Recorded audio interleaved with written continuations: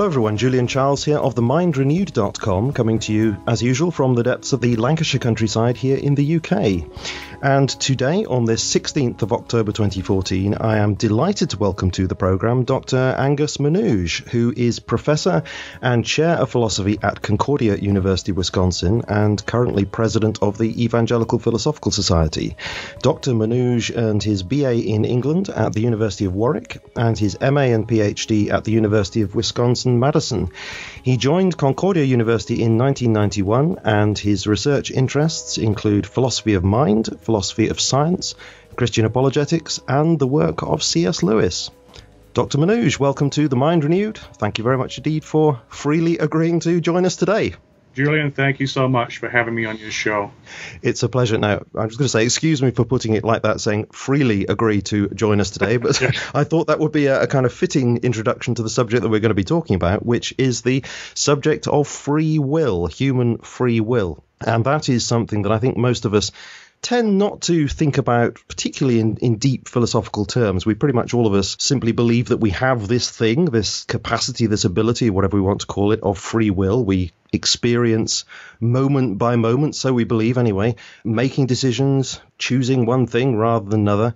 Obviously not absolutely freely, because we know there are all sorts of things that do in fact influence in various ways, but nevertheless, in the final analysis, we tend to think there's a core or there's a center to us that really does make decisions that really are free in some meaningful sense.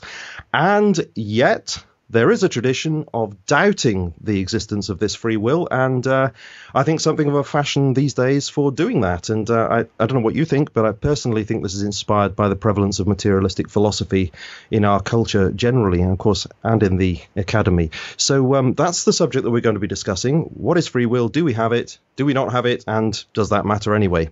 But I'd like to start, if I may, Dr. Menuge, by asking you to share with us a little bit about yourself and what you do. So could you tell us something about your background and how it is that you came to be a professional philosopher who's also a Christian?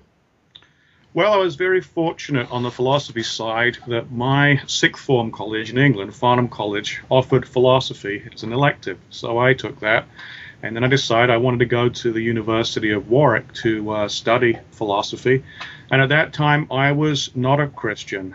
I did, though, start to visit the United States. I was an exchange student. And the woman who is now my wife started taking me to church and introduced me to Christian doctrine, Lutheran faith.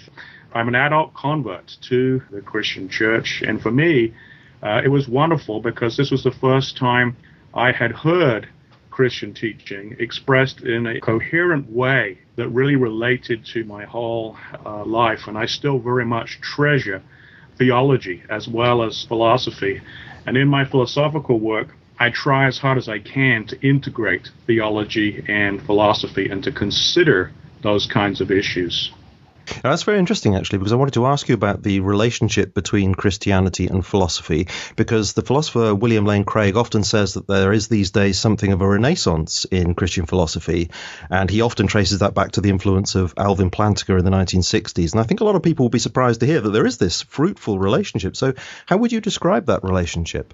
Really, what's unique about Christian philosophy is having the courage to see our reason as a servant of our faith. In other words, instead of just reacting to materialists or other skeptics or other religions that we disagree with, we actually trace out the consequences of a biblical worldview and defend them and consider how to then respond to other positions from a really well-developed worldview.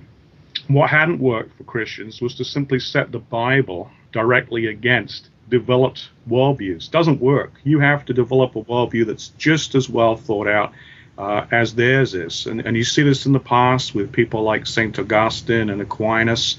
And what Alvin Plantinga did is he started it all over again in the 20th century.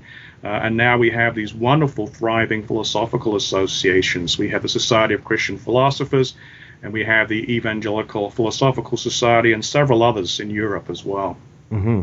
And in your bio, you mentioned the importance of C.S. Lewis for you. So is his work important from a philosophical point of view?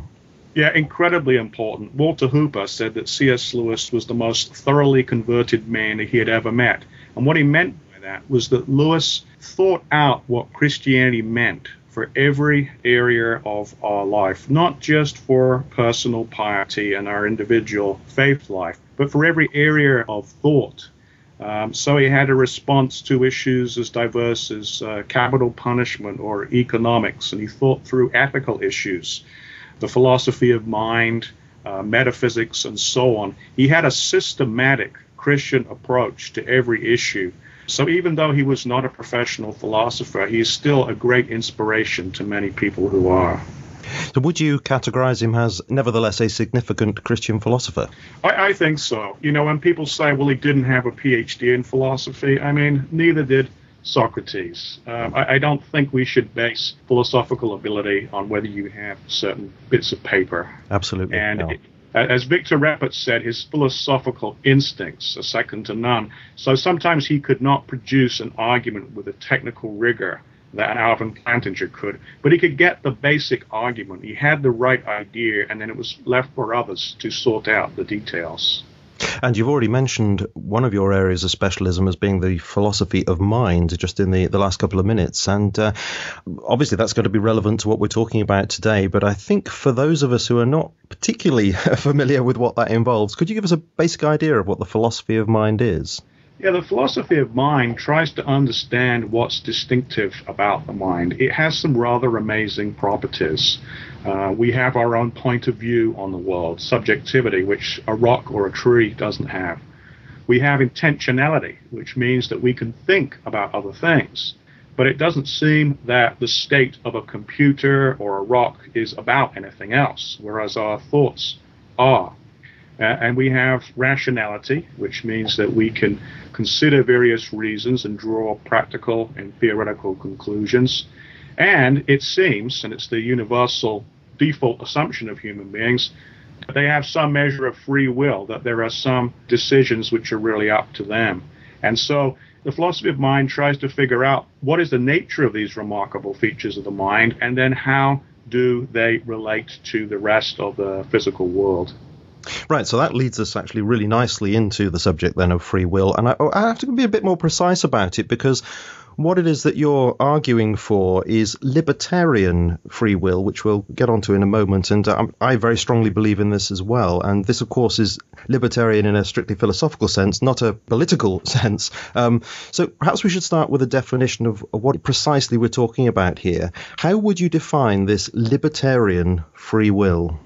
Well, first of all, the will itself is the power of the mind to direct its attention, what things you choose to think about, and to make decisions as to what acts you will do, what reasons you will follow. Now, what makes it libertarian is that it is an active power of the mind conceived as a mental substance. An active power means that it's something that you begin. It's not something which you were made to do passively because of some preceding event. Okay, so if you think, for example, about an avalanche that results from an earthquake, well, the avalanche is completely passive and is simply the result of that prior event. The idea of libertarian free will is that you own and originate your decisions. We can actually say that they're your decisions, and it was through your exercise of active power that they occurred. Mm-hmm. In a little bit, we're going to get on to this question of what a mental substance might mean. But I just want to ask you, if this thing or whatever it is, this capacity we have, the will to make decisions, is operating, presumably that doesn't mean that we are unaffected by things that are going on around us and in our brains in this world. No, it certainly doesn't. And the great philosopher Leibniz, in his account of libertarian free will, said that all sorts of other factors they will incline without necessitating. And that includes the physical state of us. They will all put us in a particular context. And certainly notice that we don't consider every possible reason for an action. We only consider a few. And that may be dictated by our life experience, our genes, or other things going on in us. So we have a limited free will. But the claim is that when we have several competing options, and none of them is in and of itself decisive, they have strengths and weaknesses, the final deciding factor is the person, him or herself. They're the ones who decide which reason to act on, which reasons to reject. So we're going to be looking at this then over the next, the next hour, I suppose. And I'm just wondering if you could sort of clarify for us why you feel this is important. I mean, obviously, I could say why I think it's important, but I think it would be interesting to hear from you why you think that libertarian free will is such an important subject to, or an idea to defend. I think three main reasons. One is I think that libertarian free will is tied up with what it means for us to be rational beings. When we look at a computer is designed to act in accordance with the rules of logic and arithmetic, but it's purely passive, and we don't think the computer reasons for itself.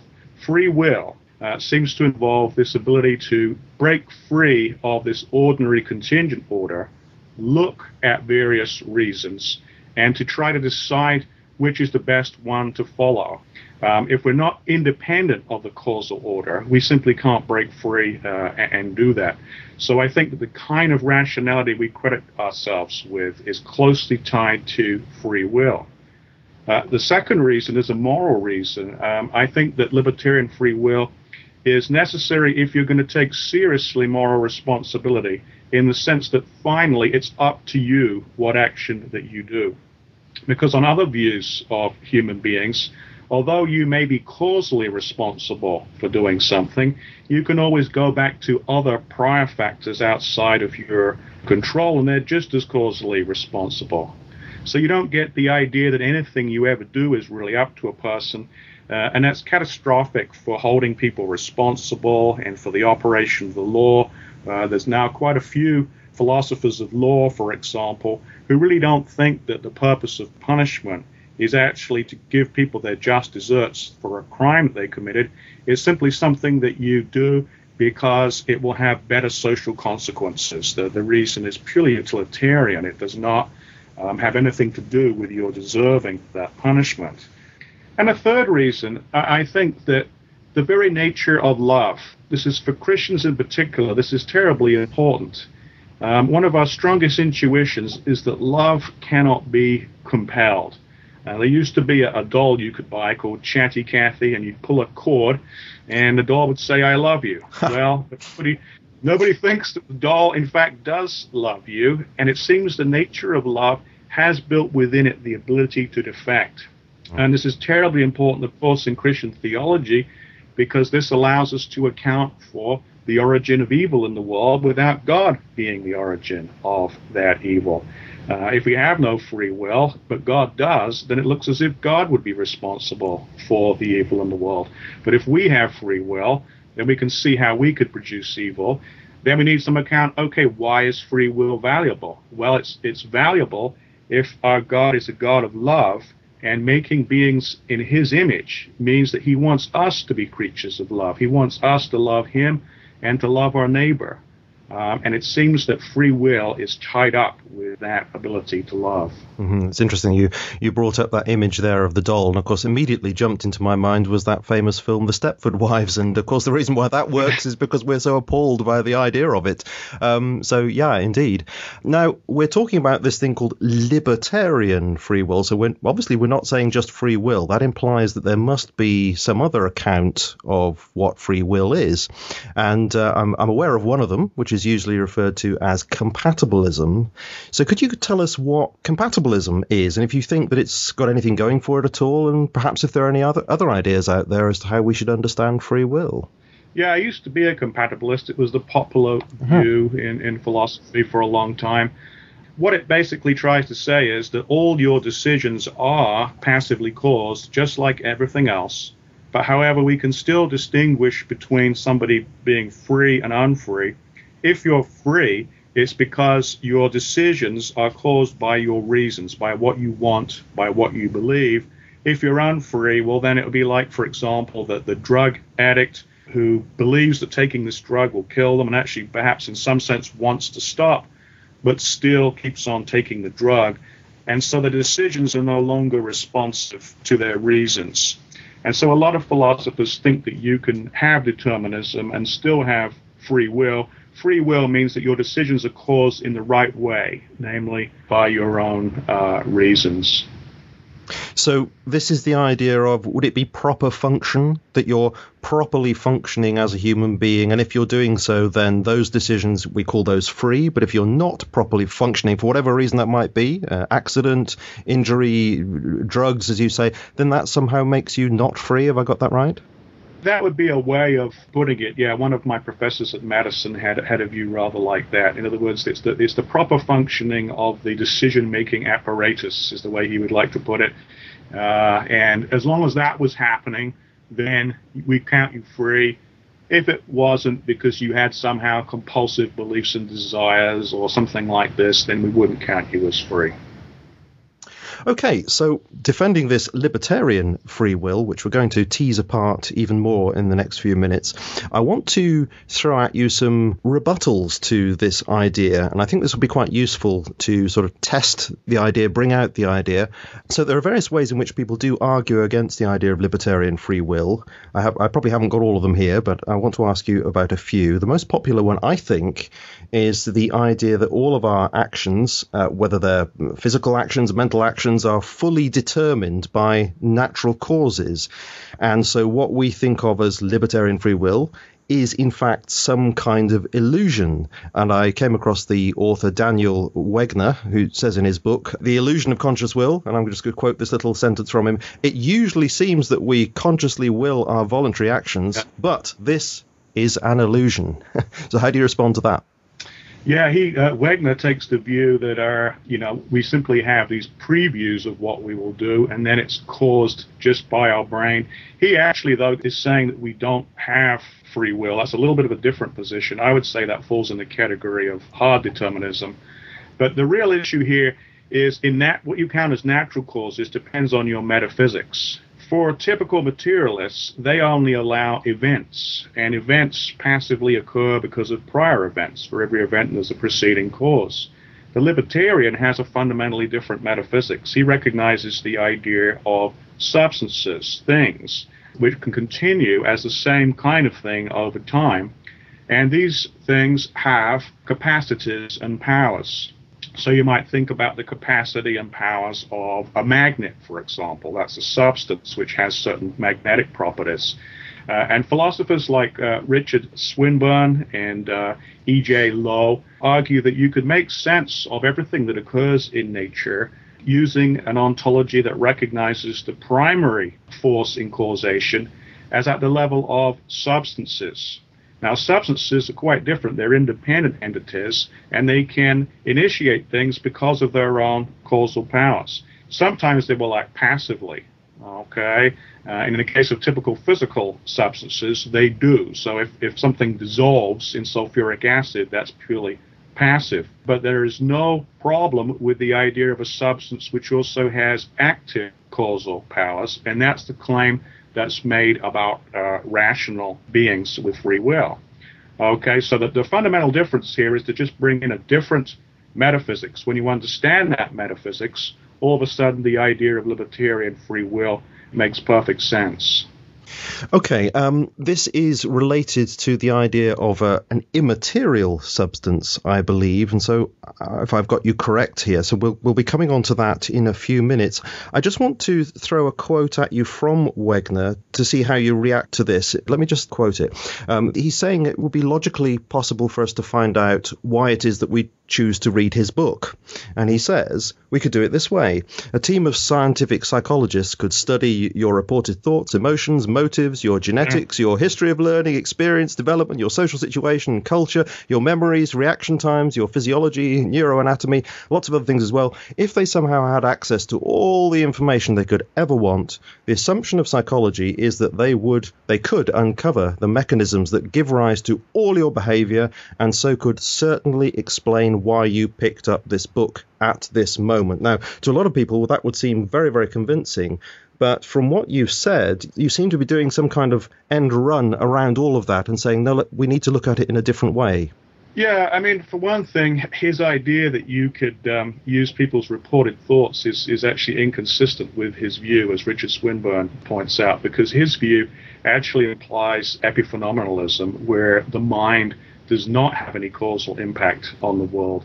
And as Swinburne points out, when scientists study the brain because they want to correlate mental and physical states, they always still rely on the conscious reports of subjects. However, you can only rely on those conscious reports if you think that the conscious state is actually the cause of your saying what it is. Okay, so there's a serious problem that Swinburne has shown in Wegner's work there. But the other thing is asking people for their mental states. Well, but do they include free ones? If they do, that's not going to show that what we went on to do was determined by another factor. And in fact, there are experiments that have been done to try and look at that. One thing that impresses me, for example, is there has been a lot of work looking at people who have neurological deficits or problems, people who have obsessive compulsive disorder and things like this. And some of the therapies require them to choose to think about an alternative. So this is the person who's always worrying about whether they locked the door or not, even though they know that they did. And the therapy requires them to refocus on some other action when they feel that sense of unease. They can report to you that that's what they were doing and thinking about, but it sure looks like that was a free choice of theirs. Okay, well, what about the other side of this equation? Because another approach that people bring up is to say, well, we've got to factor in indeterminacy. So it might be put in this kind of way. Okay, so you say there's this thing called free will, but the trouble is there are only two fundamental types of cause that could give rise to our decisions. One is this determinate kind of cause we've just been talking about, where all our decisions are determined by the chain of physical cause and effect events leading up to whatever action it is we take place. But there is the other side of this equation, the indeterminate causes. Our decisions may be in part the result of, I don't know, quantum level sort of fluctuations or something in our brains. But, that just means that all our decisions are the result of still unthinking, chance events. So either way, that's not what we mean by libertarian free will. It doesn't give us libertarian free will, and there are only these two things to consider. Right. Well, according to naturalism, those are the only two alternatives because they only recognize undirected causes. So you've only got chance and necessity, and you've only got passive event causation. But of course, again, that's not the view of the libertarian, because the idea of active power is the idea of a directed cause. Okay, this is the idea of an intelligent cause, and intelligent causes don't work in that same kind of way. So I would say that objection simply assumes the materialistic worldview that the libertarian rejects. So would this be what is often called agent causation? Yeah, and I mean, it's not a matter of being necessitated by anything else or even, chance. The deciding factor is the agent, him or herself. That although they have various reasons that incline, finally, it is the agent who focuses on and endorses one or some of those reasons and rejects the others. The agent is a deciding factor. So there's a kind of necessity there, but it's the agent doing the necessitation, not the agent being necessitated. That's the really critical difference. I can sort of imagine somebody coming up with a response to that by saying, well, we have no example of that sort of causation in the world. I mean, other than human beings themselves, but of course we can't point to that because that would be circular reasoning. So because we haven't got any other example of this, does it really mean anything? Well, I mean, it comes back again to your ontology. If you can understand all causation in terms of substances, Richard Swinburne says, in fact, that appealing to substances will do a much better job of explaining the laws of nature, because you'll be able to explain why regularities in events occur due to the capacities and powers of substances. So the idea of having agents that have certain powers is not special pleading. When you get down to quantum level, you will have to say that some elementary particles just do certain things. Why? Well, because of their powers and capacities. And so this is saying that this is a fundamental kind of causal power. And we need it if we're going to explain some distinctive things that human beings can do. And of course, it also fits very well with theism, because God can do certain things that other kinds of entity cannot do. But wouldn't it be the case that with those other kinds of examples, you'd point to a subatomic particle and you'd say, well, that's got certain powers. You'd point to a magnet and you say that's got certain powers. But in the kind of case that we're talking about, can you actually point to the agent, the immaterial agent, and say that's got causal powers? That sort of feels like a different kind of argument there. Well, I mean, one way that we argue for things is in terms of what's necessary to explain certain of our abilities.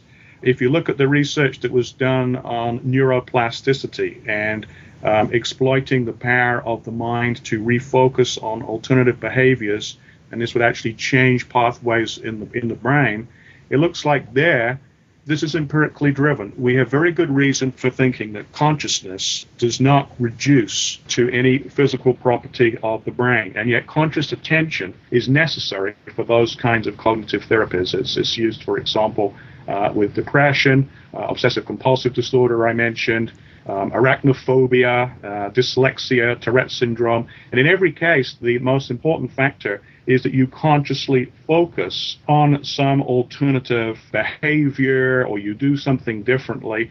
And if consciousness cannot be reduced to physical states of the brain, and there are many, many good arguments for that view, then we have very good reason to think that we're talking about a fundamentally different kind of power.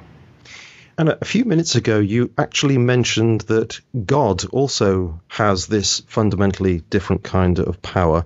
Would you say that the existence of God is actually necessary for this libertarian free will argument to work? Well, I think that the idea of libertarian free will certainly fits best in a theistic picture of reality.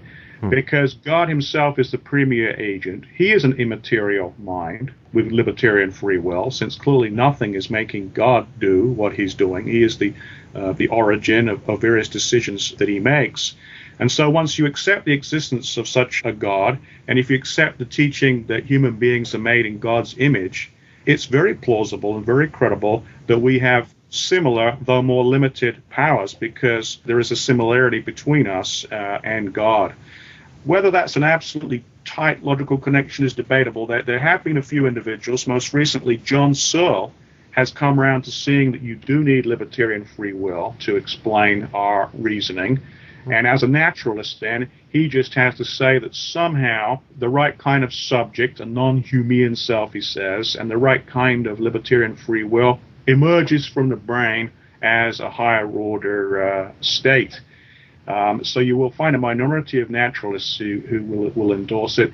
But it's very uncomfortable, as J.P. Moreland and I have both argued, because if you are a naturalist, the problem is that your brain states always seem to preempt your mind doing anything new or different. This is known as the exclusion argument in the philosophy of mind. It seems as if every conscious state is just the passive result of your brain state. The brain is really doing all the work.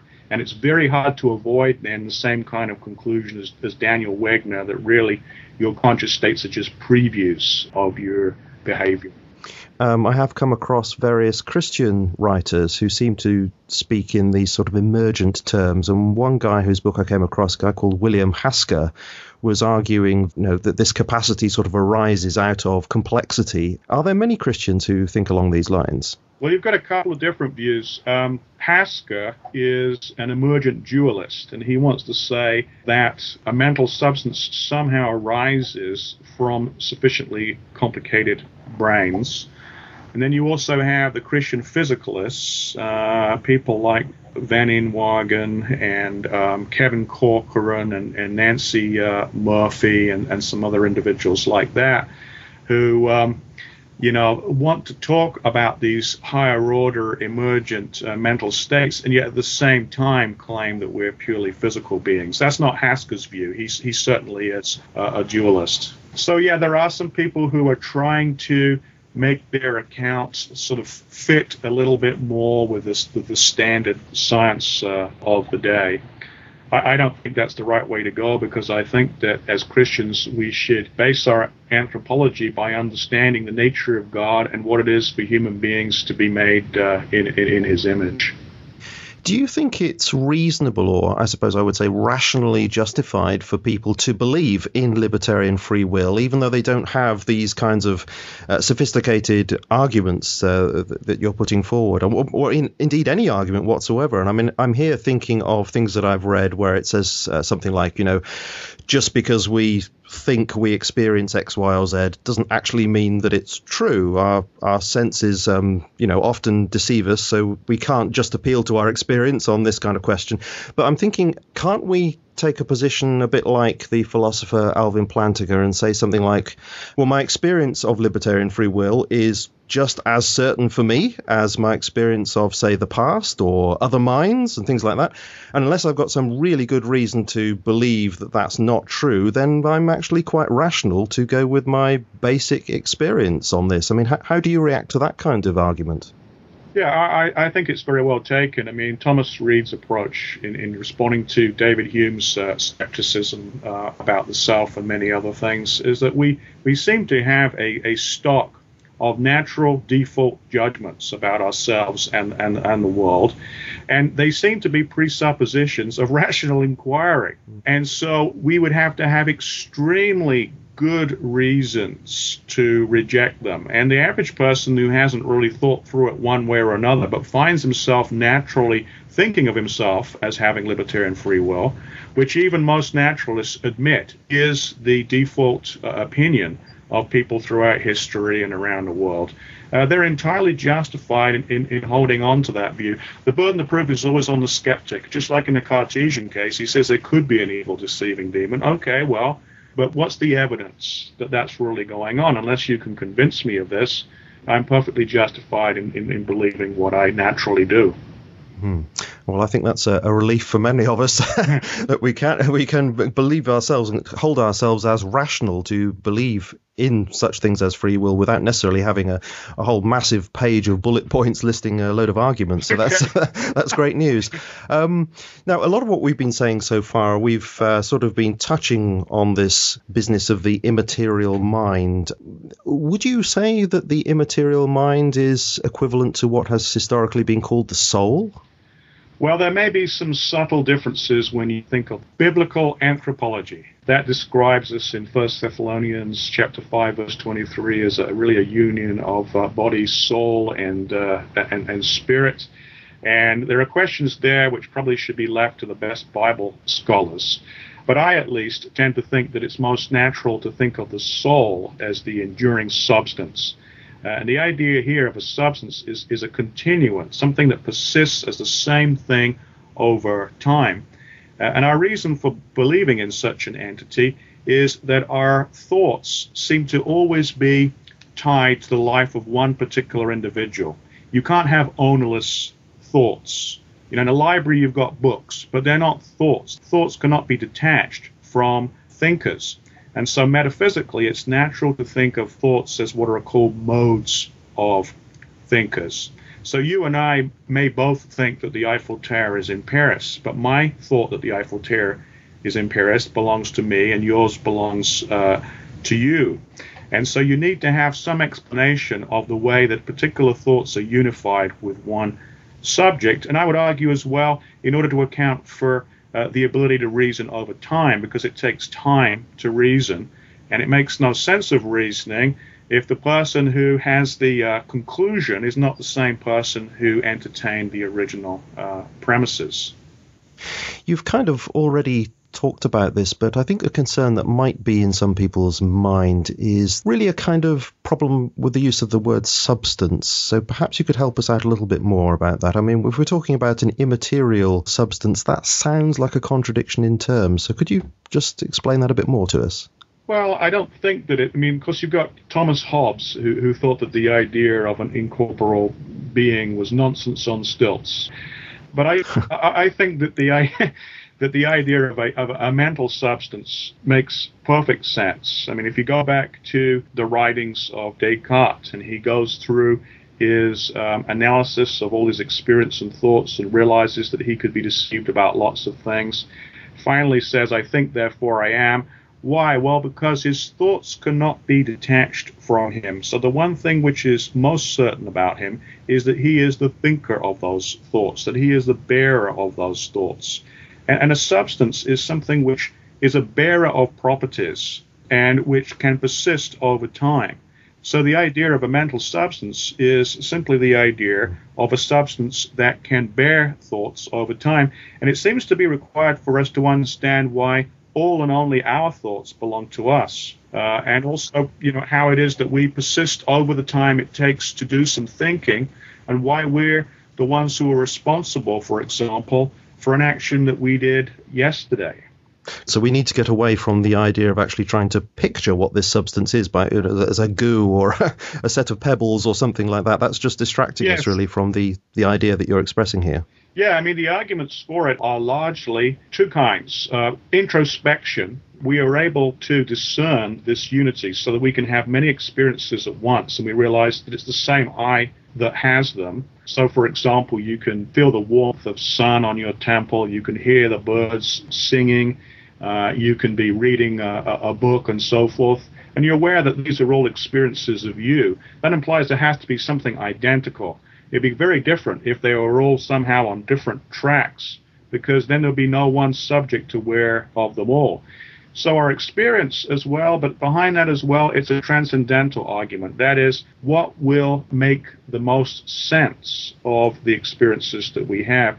And Justin Barrett, in his book Born Believers, says that, children just have a default theory of mind. He also, interestingly, says that they default to naturally coming to believe in a God. And they use that in their own self-understanding and in the understanding of other people.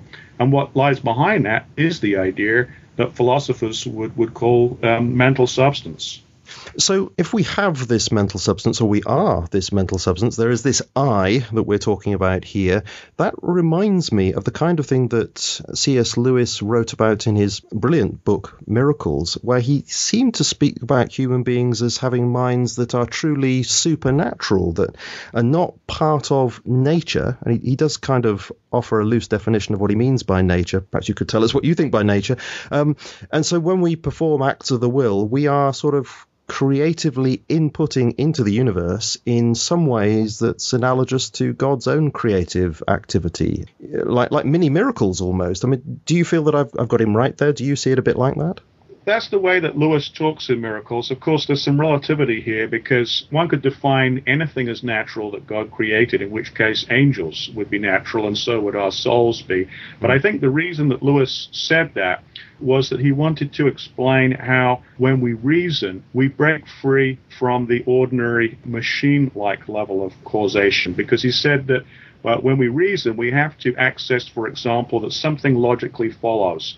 When I think A equals B and B equals C, and I conclude logically that A equals C, I must reach that conclusion because I see that it follows a logical insight into an eternal necessary truth, not just because I was in certain previous brain states. If everything that we do is simply the result of those prior states, it doesn't seem that our logical insight can be what explains our thinking.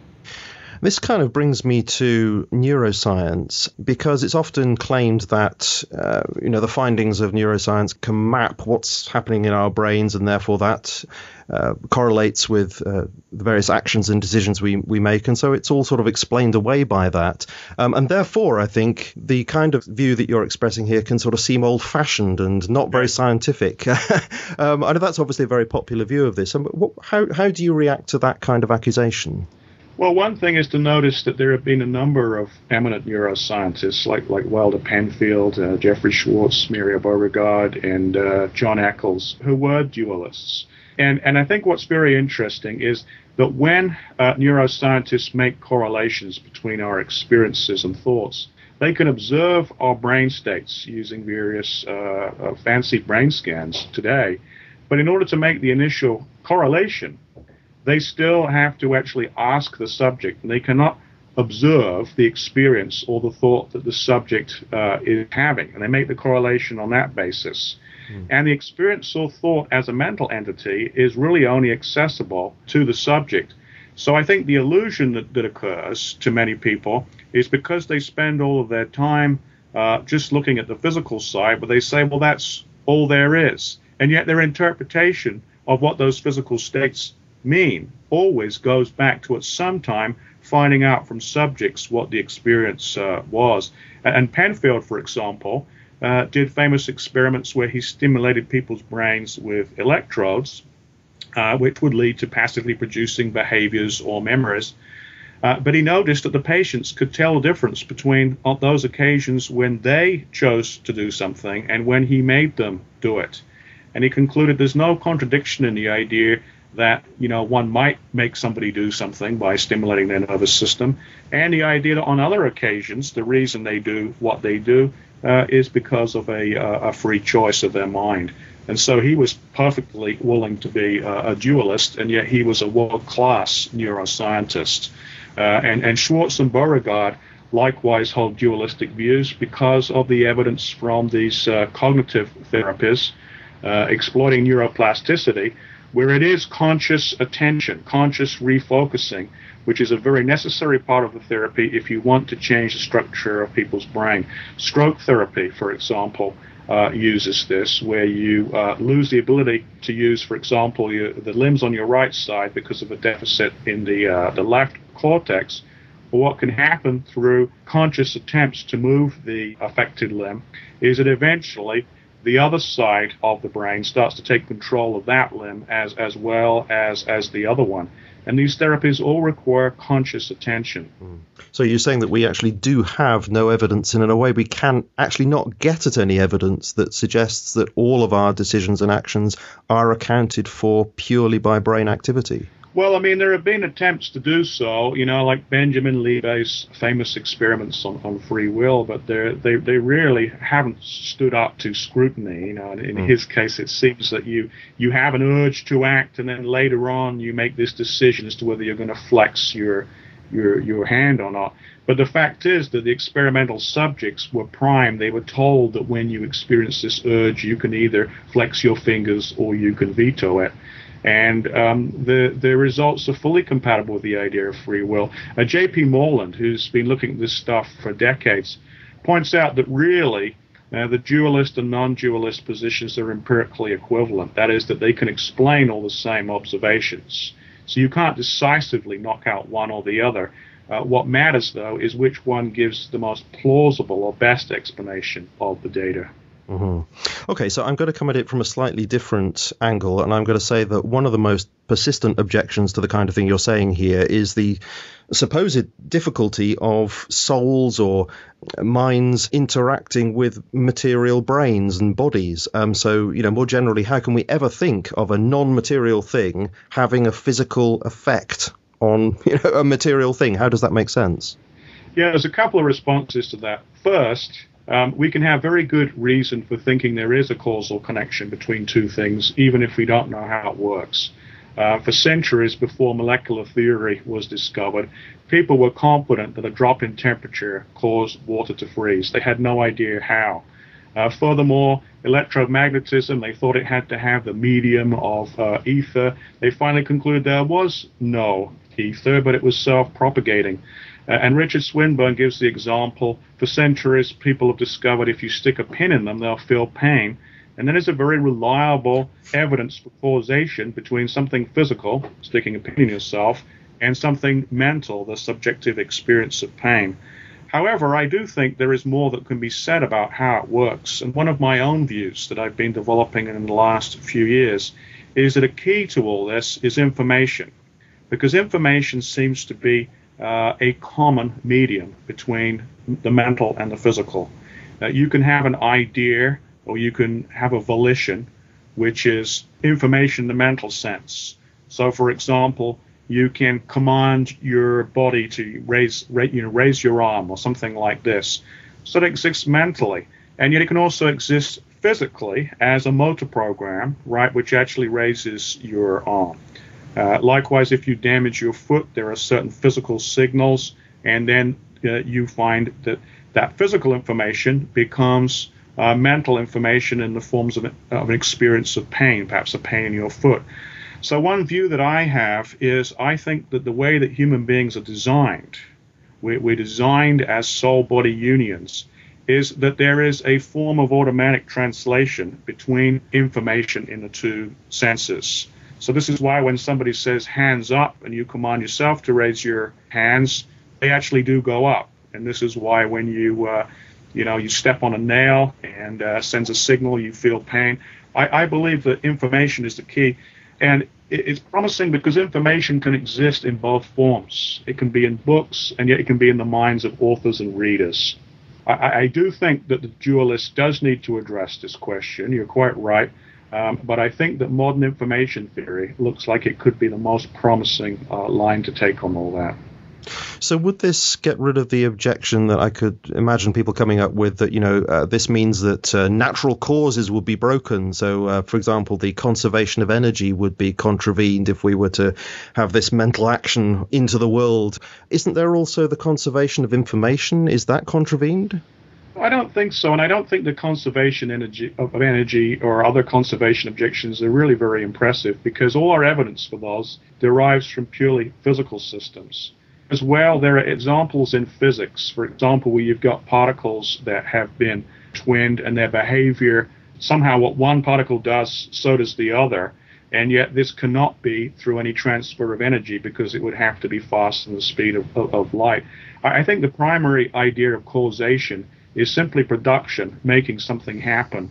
And it's sort of tendentious to take a model that has been derived from purely physical systems and say that, well, that must apply when you're dealing with how the mind, whether it be the human mind or God's mind, interacts with the physical.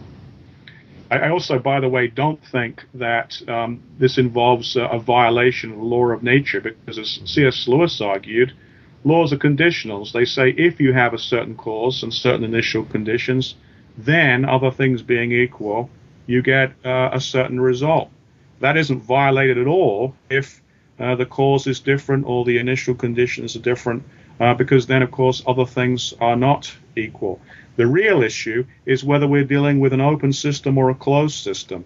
So if you think nature is an open system, then of course God can intervene and do miracles without breaking any laws of nature. He's just introducing something new, which will then obey laws of nature like anything else. And likewise with the mind, if our brain is an open system, then the soul is introducing something new, and once it does, that also will follow the laws of nature. So you're saying that all the laws of nature then have this kind of hidden clause, all other things being equal. We don't actually say that, but that's sort of assumed whenever we state a law. Yeah, it is, and it's particularly clear when you look at the way that Newton's laws are actually used in practice, and you have to bring in idealizations like suppose there's a vacuum or a frictionless plane and no other forces operating. None of those laws hold in an absolute unconditional sense. They all hold so long as there are no other forces operating. And of course, that's the whole question. If one thinks the mind can do something new, then other things aren't equal. Something else is operating. Mm-hmm. So there's actually a flexibility in the definition of these laws, which means they're actually not contradicted. Yeah, the mythology of the modern materialist is to think that laws make things happen. You always have to actually have a cause, and then the law will map it to an effect. But the law doesn't produce the cause. This is like somebody who thinks that their tap actually secretes or produces water. In fact, it's just that there's a system of pipes, and when you open the tap, the water appears. So as Lewis argued, laws are really just patterns. If you've got some events, then they get mapped to other events. But they don't themselves tell you what events you will get. They actually can come from other sources. And there's one thing that I think stops a lot of us thinking in these terms, and that is this way of approaching investigation called methodological naturalism, which kind of in its its hardest form says that you must always and you must only look for natural causes for anything that you're looking at.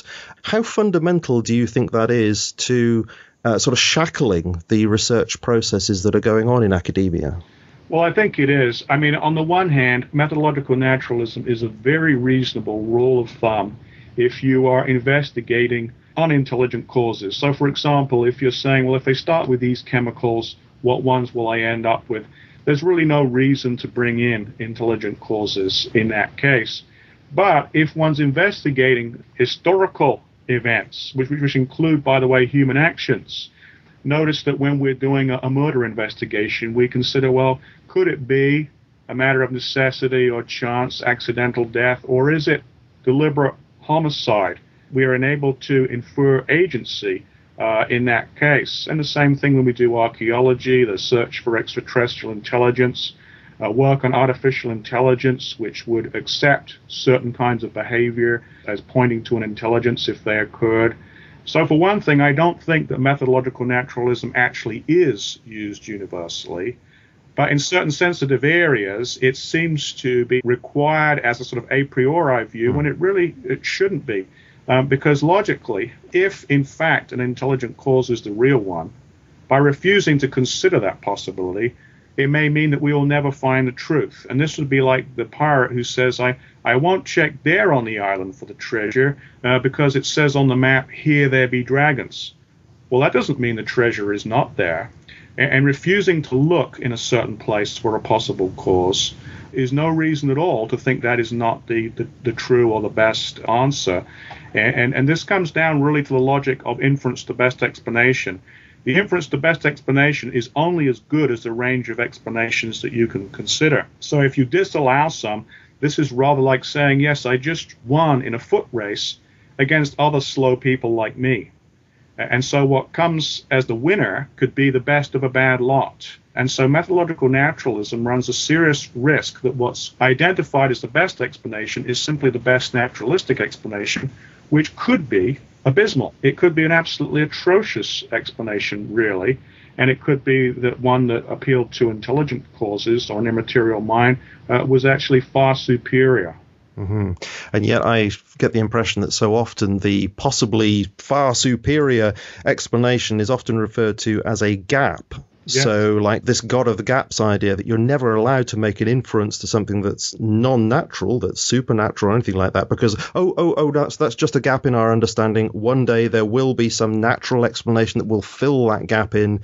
But that needn't necessarily be the case, you're saying. Yeah, I mean, for one thing, that's promissory naturalism, as it's called, where you issue a promissory note and say, well, we'll get to it later, maybe, next year, maybe a million years. And this basically allows naturalism to function as a faith, because you don't have to have any evidence for your view, because you can say, well, we'll have an answer in the end. But the other thing is, gap arguments certainly can be bad. They can be arguments from ignorance. We don't know what it is, therefore my favored cause did it. But everybody can do that. There's materialism of the gaps, just as much as there's God of the gaps. A good gap argument doesn't work that way, though. The way it works is to identify what the normal course of nature is normally capable of. Then you find, something additional happened that it couldn't have produced. What would fill the gap? So, for example, you might know that I have no artistic ability whatsoever, which is true, by the way. Now, let's suppose, though, that I show you an amazing PowerPoint presentation of Impressionist art. Well, then there's a gap, isn't there? There's a gap between my ability and what you see there. Okay? And then you start to say, all right, well, then the most reasonable explanation is something which is known to have the power to fill that gap. And the creative genius of the Impressionist artist would certainly have that ability. So I think the same thing is true now when we are looking at the brain. If we conclude that there are certain things going on which we don't think that the passive processes going on in the brain alone could explain, but we're confident that we have evidence that intelligent people actually do these things, then we're not arguing from ignorance. We're arguing from knowledge, both of what brains can and cannot do, and of knowledge of what an intelligent agent can do that's more. That's the same point that Stephen Meyer has made in defense of intelligent design in biology and cosmology. A good gap argument always is based on knowledge of what nature can do and of what intelligence could do that's in addition. And so sometimes people would say, well, if you take a position like that, then you're cutting off the possibility of future research. But would you agree that this is actually provisional? Yeah. This conclusion is just like any other kind of research. This is our best knowledge to date. Yeah, it's ridiculous for people to make this claim because it suggests a spurious finality that nobody could defend in science. The inference to the best explanation is the inference to the best current explanation based on the actual data we have now and the actual theories that have been proposed so far. Obviously, new data could change everything. Just like in a murder mystery, you think it's the butler, but then you realize, no, it can't be. They have an alibi. And new theories can be proposed. So when people currently say that the best explanation, given all we know, is that there is an immaterial mind with free will, or there is an intelligent designer of the cosmos, they are simply appealing to the data and the theories that are available now. And they're not saying that it has a final answer, and they're certainly not saying that other scientists cannot hold contrary views and try to show that they're correct. It seems to me that that comes from a sort of a political desire to silence certain people by claiming, oh, well, if you allow those kind of people in, somehow we'll have a theocracy or other, quite preposterous suggestions. Mm-hmm. Still, it is quite something to be able to say that maybe such things are the best explanation. That's quite an impressive contradiction to the culture in which we live in many ways. I know that we're very, very pushed for time, but I would like to ask you to tell us just about something that you've been developing called the ontological argument from reason, because it is connected to what we've been talking about here. So could you give us a very brief idea as to what that's about and why you think that's an important argument?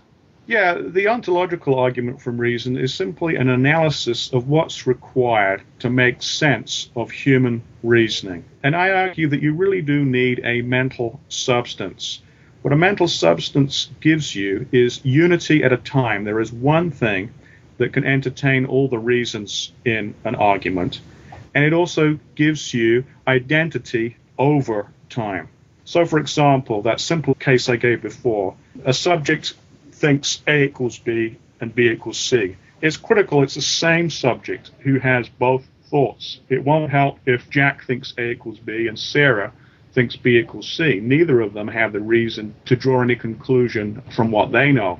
And this is a problem, by the way, for materialism, because they describe the brain as really existing in these parallel tracks, and Daniel Dennett says that there is no one place in the brain where all of these tracks really come together.